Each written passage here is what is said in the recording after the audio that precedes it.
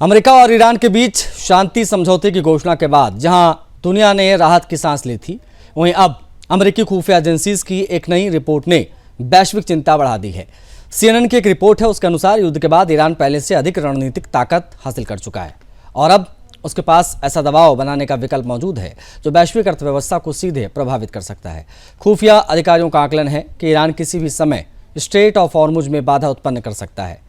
ये वही समुद्री मार्ग है जहां से दुनिया के लगभग 1/3 समुद्री तेल व्यापार की आवाजाही होती है। आप जानते हैं, यदि यह संकट ऐसे ही बना रहता है तो तेल की कीमतों में भारी उछाल भी आएगी और पूरी दुनिया की अर्थव्यवस्था प्रभावित हो सकती है। हालांकि अभी तेल की कीमतें लगातार गिरी हैं।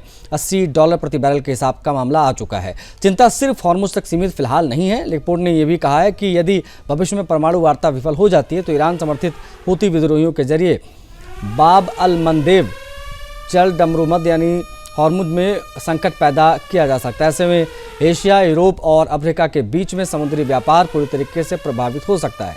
इस पूरे घटनाक्रम के बीच में एक बड़ा खुलासा सामने आया है। अमेरिकी सरकार ने स्वीकार किया है कि एलन मस्क की AI कंपनी के ग्रोक चैटबॉट का इस्तेमाल ईरान के खिलाफ सैन्य अभियानों में किया गया।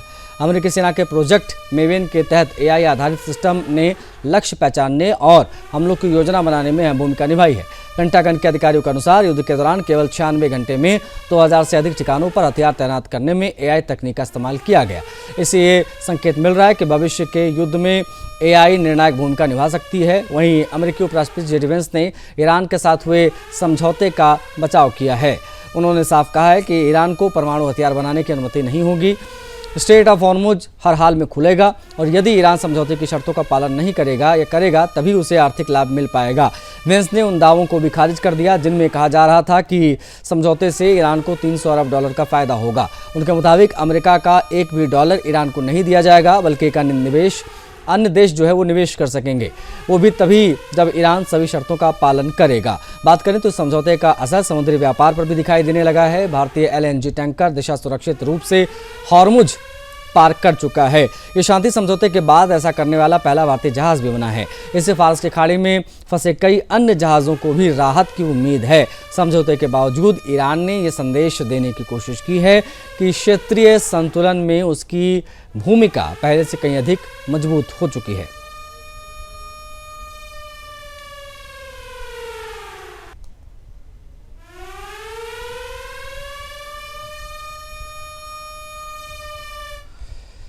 अब बात करेंगे G7 समिट की। प्रधानमंत्री नरेंद्र मोदी और अमेरिकी राष्ट्रपति ट्रंप के बीच 16 महीने बाद यहां मुलाकात हुई। G7 समिट के बहाने अंतर्राष्ट्रीय राजनीति में ये मुलाकात चर्चा का विषय।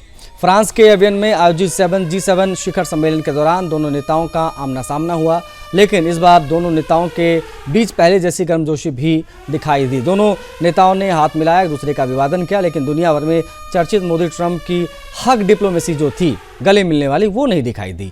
ये वजह है कि इस मुलाकात की तस्वीरें और वीडियो अब वैश्विक मीडिया की सुर्खियां बनी हुई है। आप ये देख सकते हैं तस्वीरें। G7 शिखर सम्मेलन के दौरान दोनों नेता आउटरीच सेशन में एक दूसरे के बगल में बैठे दिखाई दिए, लेकिन इससे पहले हुए समूह ग्रुप फोटो में सत्र में एक ऐसा क्षण भी सामने आया जिसने राजनीतिक विश्लेषकों का ध्यान खींचा। तस्वीर में दिखा गया कि प्रधानमंत्री मोदी ट्रंप के सामने से गुजरे, लेकिन दोनों नेताओं के बीच में कोई औपचारिक अभिवादन वहां नहीं हुआ।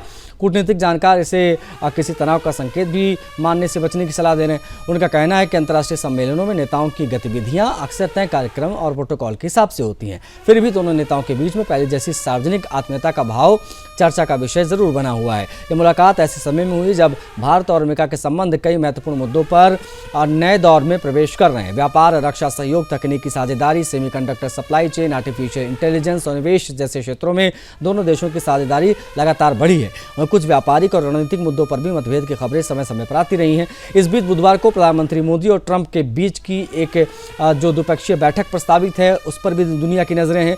इस बैठक में आर्थिक विकास, वैश्विक सप्लाई चेन और इन तमाम चीज़ों पर जो है वो बात हो सकती है। 6:30 बजे के आसपास ये बैठक होगी। व्हाइट हाउस के अनुसार ये बैठक जब दोनों नेता G7 देशों के प्रतिनिधियों और साझेदार देशों के बीच में रहेंगे तब होगी। भारत इस बार G7 सम्मेलन में साझेदार देश के रूप में शामिल हुआ है। 15 से 17 जून तक ये पूरा कार्यक्रम यहाँ पर आयोजित किया जा रहा है। इसीलिए इस मुलाकात पर सभी की निगाहें टिकी हुई हैं। 16 महीने के बाद मोदी और ट्रंप की मुलाकात। गुजरात के दहेज पोर्ट से जुड़ी एक महत्वपूर्ण खबर सामने आई है। जान लीजिए ये भी। अमेरिका और ईरान के बीच सोमवार को घोषित शांति समझौते के तुरंत बाद भारतीय एलएनजी टैंकर दिशा ने सुरक्षित रूप से स्ट्रेट ऑफ हॉर्मुज पार किया। इसके साथ ही ऐसा करने वाला ये पहला भारतीय व्यापारिक जहाज बना। जहाज के 18 जून को गुजरात के दहेज बंदरगाह पहुंचने की संभावना जताई जा रही है। स्ट्रेट ऑफ हॉर्मुज दुनिया के सबसे रणनीतिक समुद्री मार्गों में से एक है। बता आपको ये दें कि कई दिनों से ये जहाज़ यहाँ पर फंसा हुआ था, अनिश्चितता का माहौल था, लेकिन अब शांति धीरे धीरे बहाल हो रही है और दिशा का पहुँचना ये अपने आप में मील का पत्थर साबित होगा। आने वाले दिनों में देखना यह भी महत्वपूर्ण होगा कि वर्तमान समय में 34 भारतीय और विदेशी झंडे वाले जहाज़ जो फारस की खाड़ी में मौजूद हैं वो भारत की ओर रवाना होने का इंतजार जो कर रहे हैं वो कब रवाना होंगे। इनमें से 16 जहाज़ उर्वरक यानी खाद और उससे जुड़े महत्वपूर्ण रसायनों से लदे हुए हैं। इन 16 जहाज़ों में 8 जहाज़ यूरिया, 4 जहाज़ डाई अमोनिया फास्फेट यानी डीएपी, 3 जहाज़ सल्फर और 1 जहाज़ अमोनिया लेकर भारत आने की तैयारी में है। इन जहाज़ों का भारत पहुंचना देश के कृषि क्षेत्र के लिए बेहद महत्वपूर्ण माना जा रहा है।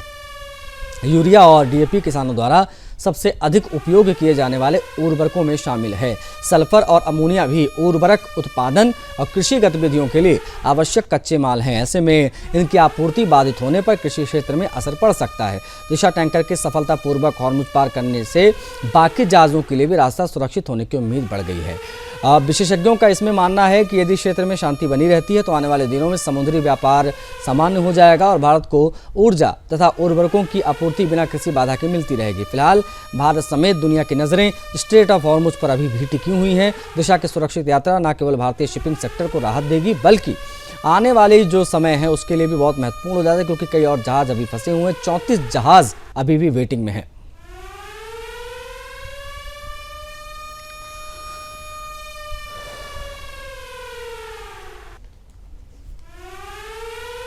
स्ट्रेट ऑफ हॉर्मुज में समुद्री गतिविधियों में धीरे धीरे बढ़ोतरी दर्ज की जा रही है। मैरीटाइम एनालिसिस फर्म विंडवर्ड के ताज़ा आंकड़ों के अनुसार मंगलवार को इस स्ट्रेट से कुल 14 जहाज़ों की आवाजाही हुई, जो इस महीने का अब तक का सबसे बड़ा दैनिक आंकड़ा है। इस बढ़ोतरी को वैश्विक शिपिंग सेक्टर में लौटते भरोसे के संकेत के रूप में देखा जा रहा है। ये सुधार अभी सीमित दायरे में है। विशेषज्ञों का कहना है कि मौजूदा ट्रैफिक अभी भी संघर्ष के पहले के सामान्य स्तर से काफ़ी कम है। न्यूयॉर्क टाइम्स की रिपोर्ट के मुताबिक तनावपूर्ण स्थिति पहले से इस महत्वपूर्ण समुद्री मार्ग से प्रतिदिन औसतन लगभग 130 जहाज गुजरते थे। वर्तमान आंकड़ा इस तुलना में बेहद कम है, जो बताता है कि जोखिम अभी पूरी तरीके से खत्म नहीं हुआ। स्ट्रेट ऑफ हॉर्मुज वैश्विक ऊर्जा आपूर्ति का सबसे संवेदनशील और महत्वपूर्ण समुद्री मार्ग माना जाता है। दुनिया के बड़े हिस्से में कच्चा तेल, एलएनजी और अन्य ऊर्जा संसाधन इस रास्ते से होकर गुजरते हैं। इसीलिए यहाँ किसी भी प्रकार की अस्थिरता का सीधा असर अंतर्राष्ट्रीय बाजार, तेल की कीमतों और सप्लाई चेन पर पड़ता है। विंडवर्ड ने अपनी रिपोर्ट में यह भी स्पष्ट कर दिया है कि कई बड़ी शिपिंग कंपनीज अभी भी पूरी तरीके से सक्रिय नहीं है। जहाज मालिकों का कहना है कि वे तब तक अपने जहाज़ों को हॉर्मुज से नहीं भेजेंगे जब तक इस क्षेत्र में हमलों या सुरक्षा जोखिमों की आशंका पूरी तरीके से समाप्त नहीं हो जाती है। कारण है कि अभी भी बड़ी संख्या में जहाज वेट कर रहे हैं। मंगलवार को दर्ज 14 जहाज़ों की आवाजाही संकेत देती है कि धीरे धीरे स्थिति सामान्य हो रही है, एकदम से कुछ भी नहीं हो सकता। इसके पीछे हालिया कूटनीतिक प्रयास और क्षेत्रीय तनाव में कमी का एक बहुत बड़ा कारण है। उद्योग विशेषज्ञों का कहना है कि ये प्रक्रिया अभी शुरुआती चरण में है और ये थोड़ा समय लेगी। कई कंपनीज अतिरिक्त बीमा और सुरक्षा प्रोटोकॉल के बिना इस मार्ग से जहाज भेजने से बच रही हैं। व्यापारिक लागत भी बढ़ रही है, डिलीवरी समय पर असर पड़ रहा है। फिलहाल अंतर्राष्ट्रीय समुद्री निगरानी एजेंसीज लगातार स्ट्रेट ऑफ हॉर्मुज पर नजर बनाई हुई है, विशेष तौर पर वहां की गतिविधियों पर, क्योंकि पुनः स्थिति बहाल होने में अभी समय लगेगा। इस बात के संकेत प्रॉपर मिल रहे हैं। हॉर्मुज में जहाज़ों की आवाजाही ज़रूर बढ़ी है, लेकिन अभी भी कई कंपनीज ऐसी हैं जो अभी भी चिंता में हैं इन तमाम सिचुएशंस को लेकर।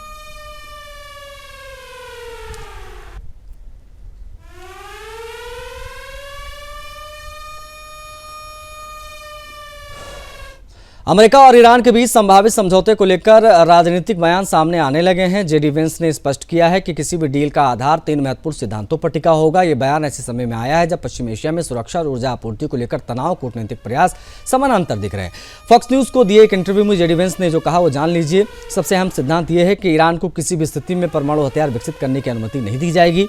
उन्होंने जोर देकर कहा कि अमेरिका की सुरक्षा नीति का ये मूल आधार है और इसमें कोई समझौता हम नहीं करेंगे। दूसरा सिद्धांत, हॉर्मुज यानी स्ट्रेट ऑफ हॉर्मुज की स्वतंत्र आवाजाही ये बहुत महत्वपूर्ण है। वेंस ने कहा कि वैश्विक ऊर्जा आपूर्ति का सबसे महत्वपूर्ण मार्ग है और इसे किसी भी कीमत पर हम बंद नहीं होने देंगे।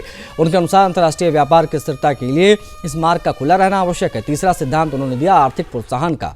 जी.डी. वेंस ने कहा कि यदि ईरान समझौते की शर्तों का पालन करता है तो जिम्मेदार व्यवहार दिखाता है अगर तो उसे आर्थिक लाभ हम देंगे। हालांकि उन्होंने ये भी साफ दिया संकेत दिया कि यदि ईरान समझौते का पालन नहीं करता है तो उसे किसी भी प्रकार का कोई आर्थिक फायदा नहीं मिलेगा। वेंस ने अपने बयान में स्पष्ट कर दिया है कि ईरान परमाणु हथियार नहीं रख सकता। हॉर्मुज खुला रहेगा और ईरान सही व्यवहार करेगा तो उसको आर्थिक लाभ मिलेगा। उसके जो फ्रीज्ड हैं उसके जो फंड्स उसको भी रिलीज़ किया जा सकता है।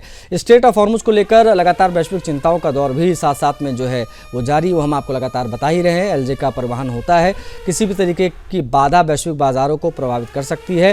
वेंस के 3 सिद्धांत अमेरिका के भविष्य की वार्ता रणनीति को स्पष्ट कर चुके हैं। इस इंटरव्यू के बाद में तमाम चीज़ें काफ़ी हद तक स्पष्ट हो गई है, क्योंकि जो फिजिकली हस्ताक्षर होने हैं उसमें वेंस की भूमिका महत्वपूर्ण होगी। उनको लेकर ट्रंप भी बयान दे चुके हैं कि वेंस ही आगे का मामला देखेंगे। अमेरिका ईरान डील के 3 बड़े सिद्धांत, उससे जुड़ी ये महत्वपूर्ण खबर।